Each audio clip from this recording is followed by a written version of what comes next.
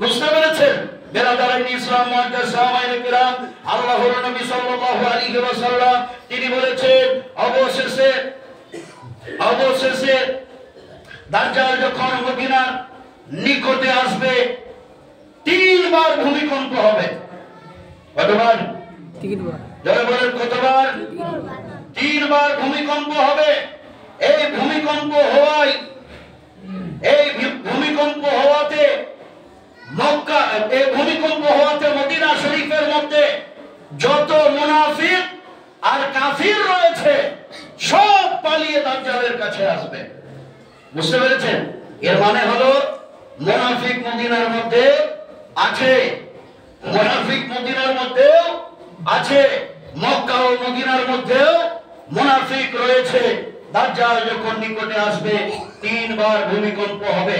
বিশ্বনবী সাল্লাল্লাহু আলাইহি ওয়াসাল্লাম মুসলিম শরীফের হাদিসের মধ্যে স্পষ্ট ভাবে বলেছেন, অবশেষে দাজ্জাল মদিনার এক নিকটবর্তী স্থানে অবতরণ করবে। তখন মদিনায় 3 বার ভূকম্প হবে, যার ফলে প্রত্যেক মুনাফিক ও কাফির মদিনা থেকে বের হয়ে তার নিকটে চলে যাবে। জোরে বলেন আল্লাহু আকবার। আল্লাহু আকবার। বেরাদারাইন ইসলাম মুআজ্জাজ সাহাবায়ে কিরাম, হাদিস শরীফের মধ্যে আছে, মুসলিম শরীফের হাদিস নম্বর 7125 নম্বর হাদিস। হাদিসের রাবী হলেন হযরত আনাস ইবনে মালিক রাদিয়াল্লাহু তাআলা আনহু। হযরত আনাস থেকে বর্ণিত, আল্লাহর নবী সাল্লাল্লাহু আলাইহি ওয়াসাল্লাম বলেছেন, ইস্পাহানের ৭৭,০০০ ইহুদি দাজ্জালের অনুসারী হবে। ইস্পাহানের ৭৭,০০০ ইহুদি দাজ্জালের কি হবে? জোরে বলেন কি হবে? অনুসারী হবে। তাদের গায়ে থাকবে সবুজ বর্ণের চাদর বা জুব্বা। হাদিস নম্বর 7125।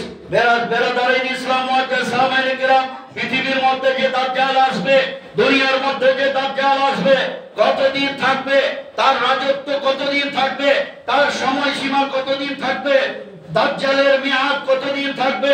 হযরতে নওয়াস ইবনে সামআন রাদিয়াল্লাহু তাআলা আনহু থেকে বর্ণিত, তিনি বলেন, আমরা জিজ্ঞাসা করলাম, হে আল্লাহর রাসূল, দাজ্জাল পৃথিবীতে কতদিন অবস্থান করবে? আল্লাহর নবী সাল্লাল্লাহু আলাইহি ওয়াসাল্লাম জবাবে তিনি বলেন, 40 দিন পৃথিবীর মধ্যে থাকবে। আল্লাহু আকবার। 40টা দিন, মাত্র 40 দিন থাকবে। আপনি জানেন 40 দিন কতদিন হবে? আল্লাহ নবী সাল্লাল্লাহু আলাইহি ওয়াসাল্লাম তিনি বলেছেন, প্রথম যে দিনটা হবে সেই দিনটা হবে 1 বছরের সমান।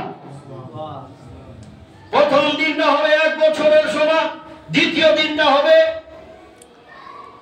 1 মাসের সমান, আর তৃতীয় দিনটা হবে বলেন 1 সপ্তাহের সমান।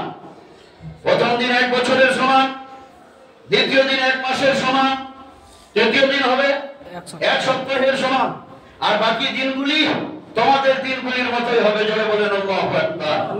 হাদিসে আছে, মুসলিম শরীফের হাদিস 7106 নম্বর হাদিস। হে বেরাদারাইন ইসলাম, আল্লাহর নবী সাল্লাল্লাহু আলাইহি ওয়াসাল্লাম তিরমিজি শরীফের হাদিসের মধ্যে, তিরমিজি শরীফের হাদিস 2248 নম্বর হাদিস, এর মধ্যে আল্লাহ নবী সাল্লাল্লাহু আলাইহি ওয়াসাল্লাম তিনি বলেছেন যে ঈসা ইবনে মারইয়াম দাজ্জালকে লূত এর ফটকে হত্যা করবেন। লূত এর ফটকে হত্যা করবেন। কে করবেন? ঈসা ইবনে মারইয়াম। ঈসা ইবনে মারইয়াম, এই ঈসা ইবনে মারইয়াম কে? ইনি হলেন ঈসা নবী, ইনি হলেন মরিয়মের পুত্র, বিনা বাপের সন্তান, যে সন্তানকে আল্লাহ তাবারাকা ওয়া তাআলা ফু দিয়ে তৈরি করেছেন। জোরে বলেন সুবহানাল্লাহ।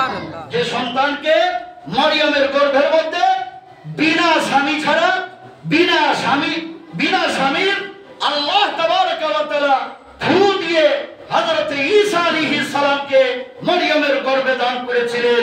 ওই মরিয়ম যে সন্তানকে পৃথিবীর মধ্যে জন্মদান করেছিলেন, সেই সন্তান নবী হয়ে এসেছিল।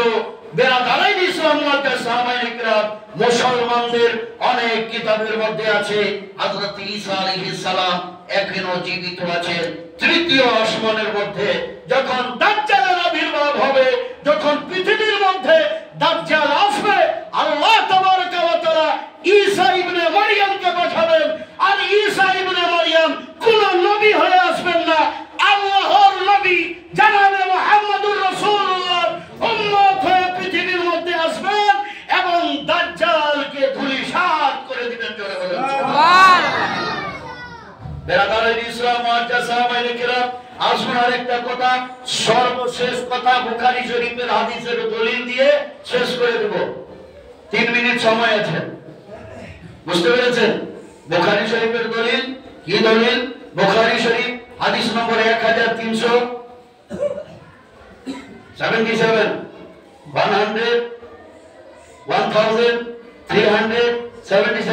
মানে 1377। ইংরেজি বুঝেন আপনারা, আলহামদুলিল্লাহ, ঠিক আছে, খুব ভালো। আল্লাহ নবী সাল্লাল্লাহু আলাইহি ওয়াসাল্লাম এই হাদিস শরীফের মধ্যে হযরত আবু হুরায়রা রাদিয়াল্লাহু তাআলা আনহু তিনি বলেন, আল্লাহ নবী সাল্লাল্লাহু আলাইহি ওয়াসাল্লাম তিনি দোয়া করতেন। কি দোয়া করতেন? একটা দোয়া করতেন, এই দোয়া করতেন, আল্লাহুম্মা ইন্নী আউযু বিকা মিন আযাবিল কবরি, আল্লাহুম্মা ইন্নী আউযু বিকা মিন আযাবিল কবরি ওয়া মিন আযাবিন নার ওয়া মিন ফিতনাতিল মাহইয়া ওয়াল মামাতি ওয়া মিন ফিতনাতি মাসিহিদ দাজ্জাল। জোরে বলুন সুবহানাল্লাহ। সুবহান। বেরাদার ইসলাম এরকম দোয়া